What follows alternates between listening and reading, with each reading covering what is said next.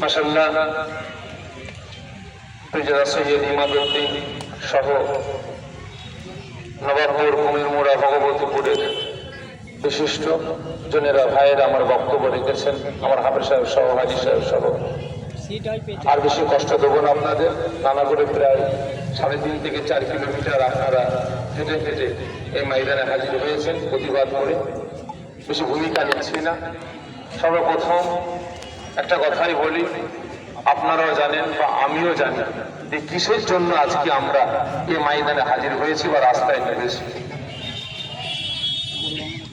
UP সরকার তার নেতৃত্বে এবং তার পুলিশ প্রশাসনের উদ্যোগে গত কদিন আগে সারা বিশ্বব্যাপী আমাদের রাসূল সাল্লাল্লাহু আলাইহি ওয়াসাল্লাম হুজুরের আগমনের দিন 12 রবিউল আউয়ালকে কেন্দ্র করে 25 জন নওজোয়ান তরুণ যুবক ভাই আমার রাসূল সাল্লাল্লাহু আলাইহি ওয়াসাল্লাম হুজুরের আশিক পাগল দেওয়ানারা আইলা মুহাম্মদ মুস্তাফা সাল্লাল্লাহু আলাইহি ওয়াসাল্লাম এই বোর্ডটাকে টাঙিয়েছে বলে 25 জনের নামে এফআইআর করা হয়েছে।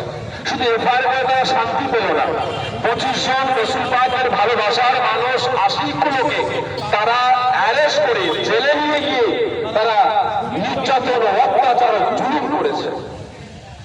আজকে আমি এই পশ্চিম বাংলার এই নবাবপুর ময়দানে দাঁড়িয়ে আমি শুধু যোগী সরকারকে কেন্দ্র করে বলছি না, যোগীর মাথার উপরে যার হাত আছে বিজেপি সরকার নরেন্দ্র মোদীকেও আমি জানিয়ে দিতে চাই যে আজকে আপনারা ভারতের জমিন থেকে বিভিন্ন রকম ভাবে মুসলিম সমাজকে শেষ করার চক্রান্ত করছেন, আমরা মেনে নিয়েছি।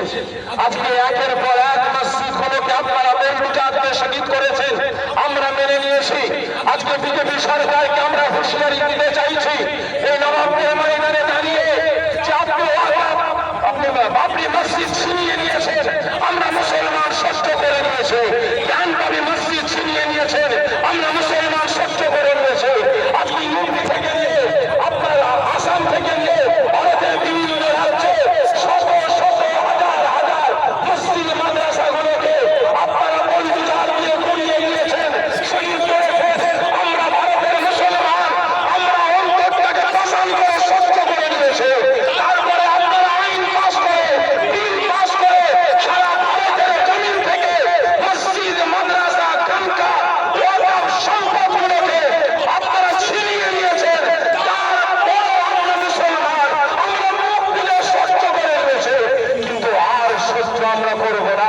যখন আপনারা আমাদের ঈমানে আঘাত দিয়েছেন, আপনারা আমাদের ঈমানের উপর আক্রমণ করেছেন, আপনারা আমাদের জানের উপর আক্রমণ করেছেন, যেমন আইলা মুহাম্মদ মুস্তাফা সাল্লাল্লাহু আলাইহি ওয়াসাল্লাম রাসূল পাক আমাদের জান, আমাদের ঈমান, আমাদের ইবাদত, আমাদের কুরআন, আমাদের বندگی।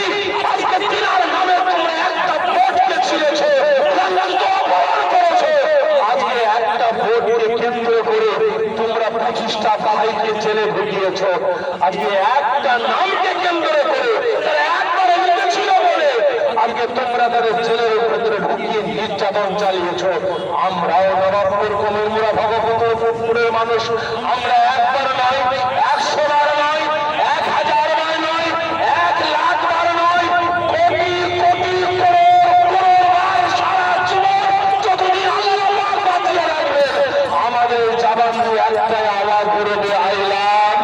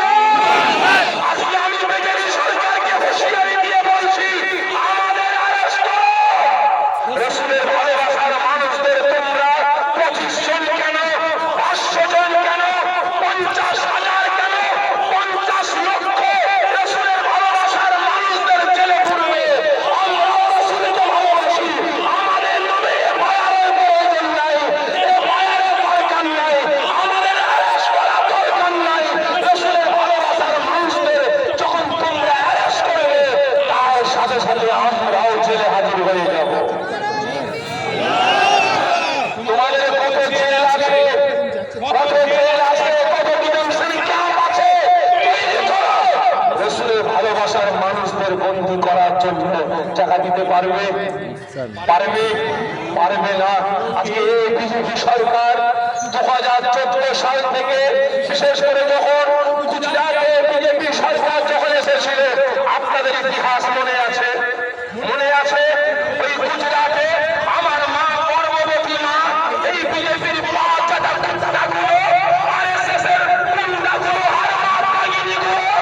আজকে মুসলমান ভাইদের মায়েদের শহীদ করেছে, কচুকাটা করেছে, শান্তি পেল না। একজন আমার মা গর্ভবতী, পেটে সন্তান আছে, আজকে এই ভাসানিগুলো এই বিজেপির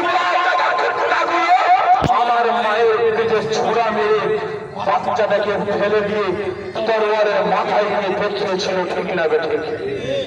সেই থেকে এই বিজেপি নামক এই সন্ত্রাস দলের তৈরিগুলো এদের টার্গেট একটাই, এদের লক্ষ্য একটাই, গুজরাট থেকে মুসলমানকে মারা শুরু করেছে, গুজরাট থেকে প্রতিজ্ঞা নিয়েছে, মারা করেছে, ভারতের জমিন থেকে আমরা ক্ষমতা পেলে মুসলিম সমাজকে শেষ করব। আজকে সেই সূত্র তৈরি করেছে, ঠিক না বেঠে? এরা জানে না, আমাদের রাসূলের দুশমনেরা জানে না,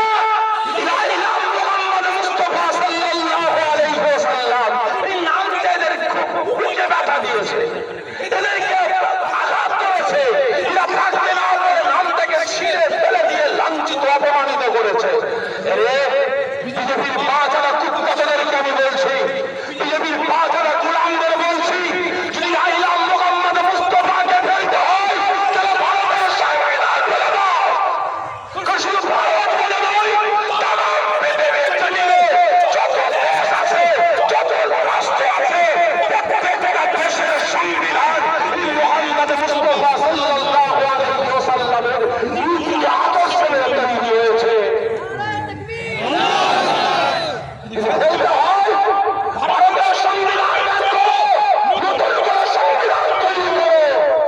ভারতের সংবিধানেও আমার রাসূলের আদর্শ নীতি আছে, ঠিক না বেঠে? কারণ আমার রাসূল দ্বন্দ্ব চাই না, আমার রাসূল মারামারি ভাড়াবাড়ি চাই না, আমাদের রাসূল তোমাদের নেতার মতো, তোমাদের নেতার মতো গুন্ডাগিরি শিক্ষা দেয়নি। কারণ আমরা তো দেখছি ভারতবর্ষে বিভিন্ন রাজ্য সহ আমার রাজ্য ঢুকে গেছে, রামের নামে স্লোগান না দিলে অস্ত্র দিয়ে পাঁজরে আঘাত করছো, ঘাড়ে আঘাত করছো, রামের নামে স্লোগান না দিলে মার্ডার করছো, রামের নামে স্লোগান না দিলে জানি মেরে দিচ্ছ, রামের নামে স্লোগান না দিলে গ্রাম থেকে তাড়িয়ে দিচ্ছ।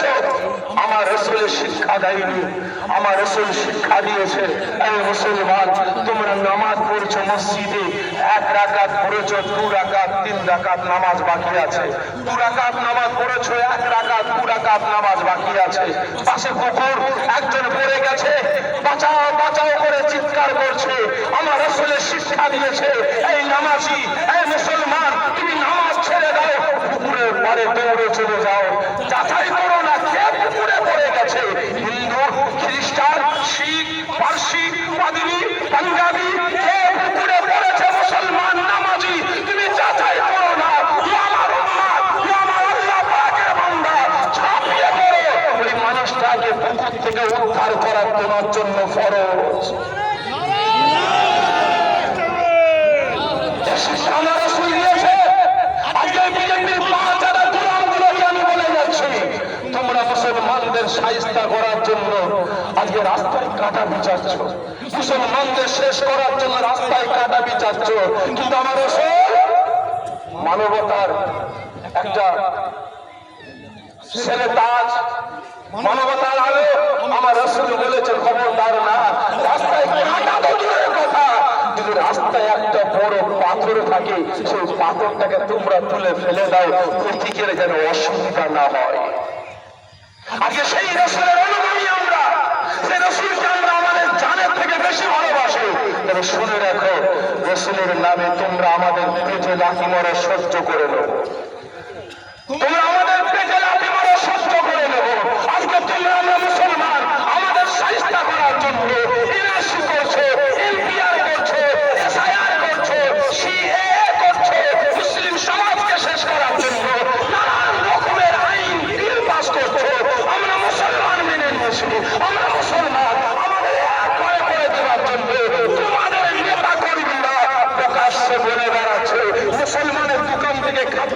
কিনা যাবে না, মুসলমানদের সাথে উঠা বসা করা যাবে না, মুসলমানদের এক ঘরে করে দাও।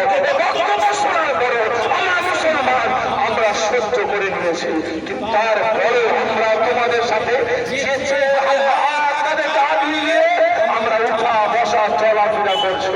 তবে শুনে রেখে দাও, যখন তোমরা আমাদের রাসূলের উপরে আক্রমণ চালিয়েছ, মুহাম্মদ মুস্তাফা সাল্লাল্লাহু আলাইহি ওয়াসাল্লাম নামটাকে নিয়ে কটূক্তি করেছো, আমরা মুসলমান সব সয়ে নেব।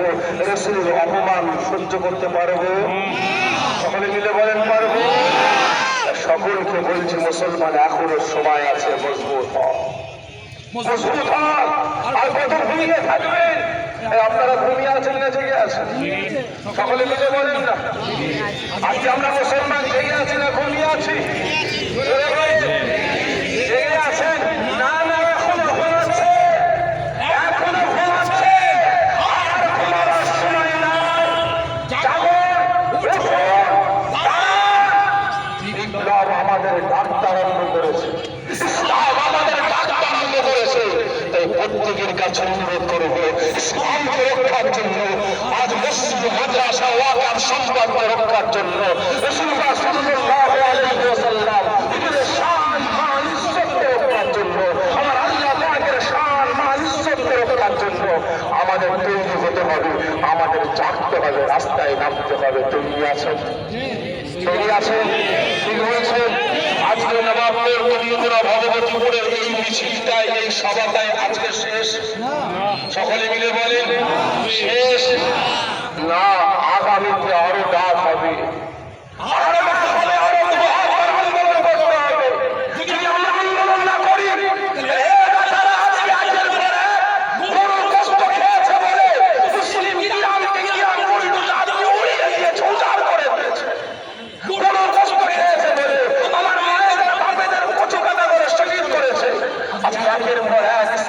শেষ করার চক্রান্ত করছে। এরা আজ আল্লাহ পাকের সংবিধান 1 তালাক 2 তালাক 3 তালাক ভারতের জমিন থেকে ব্যান করেছে। এরা আগামী দিনও শুরু করেছে এই মুহাম্মদ মুস্তাফা সাল্লাল্লাহু আলাইহি ওয়াসাল্লাম এই নামটাকে ব্যান করার জন্য। ঠিক না ভাই? এটা কথা দেবেন? কথা দেব?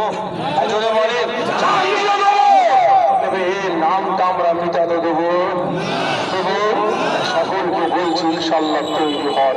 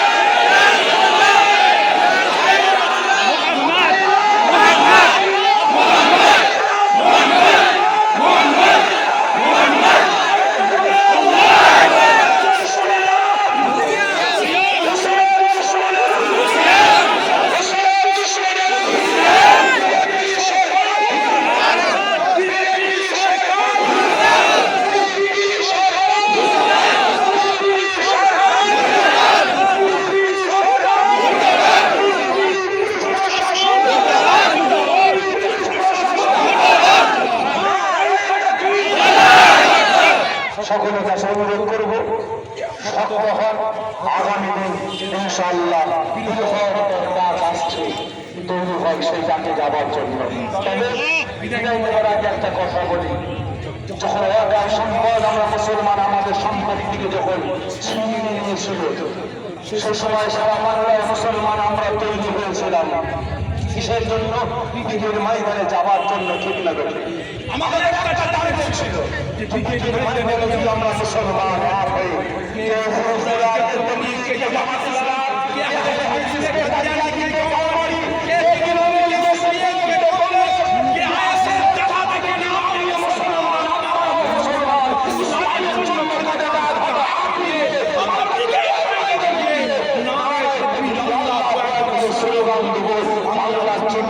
আমরা কাঁপাবো। কিন্তু আজ আমাদের মতো কিছু কিছু মুসলমান তারা বলে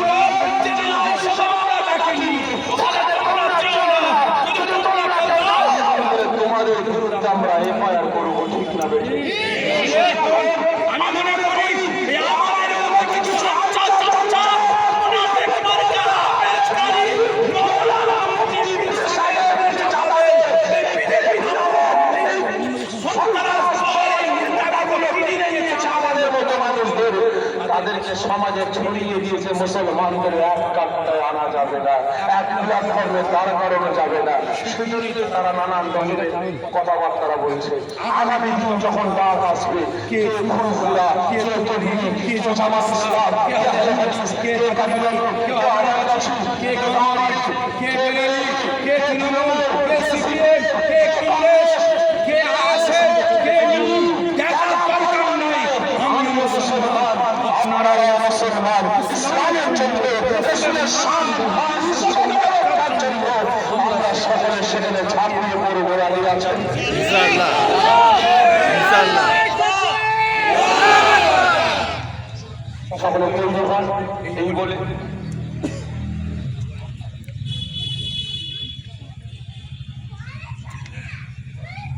বলে আমি আমার বক্তব্য এখানে সমাপ্ত করলাম।